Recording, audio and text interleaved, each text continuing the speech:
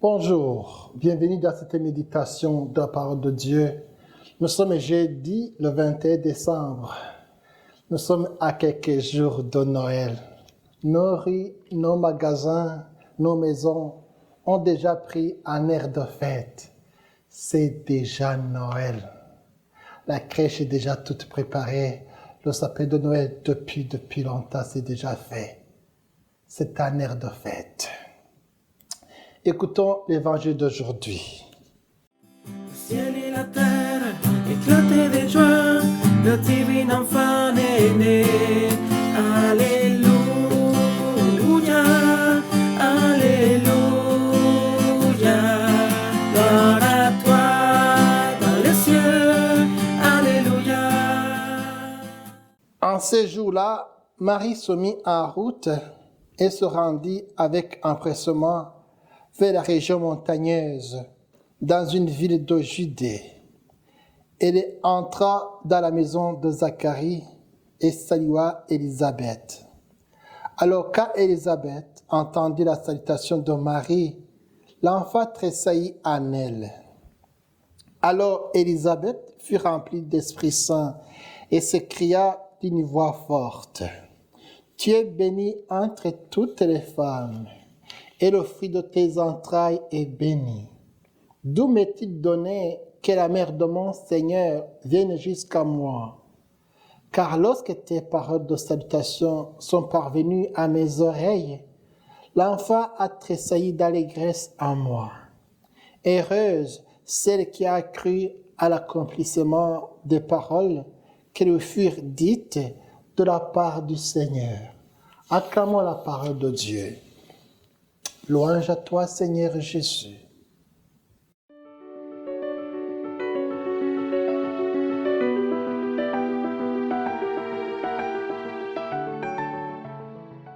Après le message de l'ange Gabriel à Marie, elle se leva en hâte. Elle se met en route rapidement pour féliciter et partager la joie avec sa cousine Élisabeth, qui est en son 6e mois de grossesse. C'est la parole de Dieu qui l'a mise en route. Marie devient la première disciple missionnaire. La hâte de Marie est une hâte missionnaire. Cet empressement est le signe de sa foi. Elle apporte la parole de Dieu à sa cousine Élisabeth. Ici, le parcours de la parole de Dieu se fait d'abord au stade le plus intime, dans le cadre de la vie familiale, dans la vie des plus naturelle. Ici, le parcours se fait dans la maison familiale, entre parents.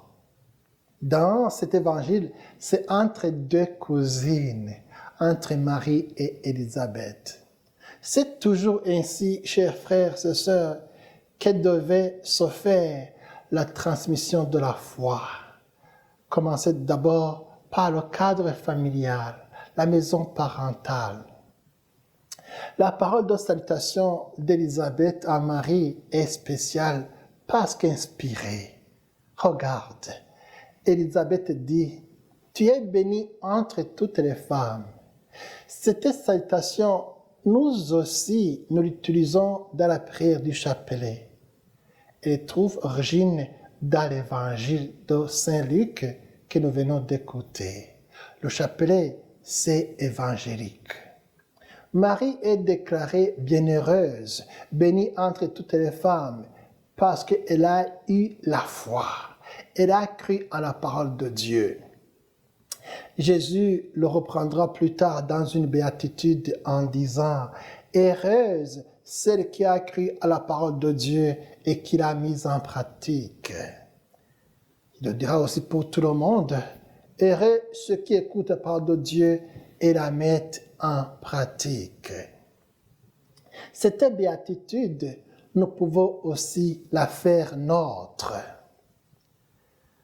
Dans cet évangile, on voit que la salutation de Marie fait tressaillir d'allégresse l'enfant qu'Élisabeth portait dans ses entrailles. Cet enfant, c'est qui? c'est Jean le Baptiste. Jean le Baptiste, je dirais, c'est à ce moment-là qu'il commence son rôle de prophète, témoin de Jésus-Christ.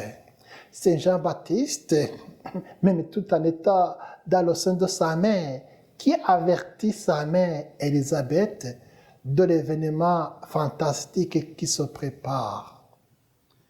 Merci, Maman Marie, d'avoir dit oui à Dieu. Grâce à votre oui, l'humanité va bientôt fêter Noël. Grâce à votre oui, nous aurons bientôt la naissance de notre Seigneur Jésus. Merci, Maman Marie, d'avoir dit oui. Merci, Maman Marie. Tu es bénie entre toutes les femmes. Merci, Marie.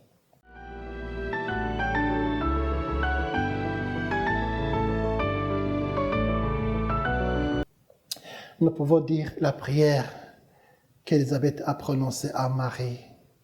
Je vous salue, Marie, pleine de grâce. Le Seigneur est avec vous. Vous êtes bénie entre toutes les femmes, et Jésus, le fruit de vos entrailles, est béni. Sainte Marie, Mère de Dieu, priez pour nous pauvres pécheurs, maintenant et à l'heure de notre mort. Amen. Que Dieu Tout-Puissant vous bénisse, le Père, le Fils et le Saint-Esprit. Amen.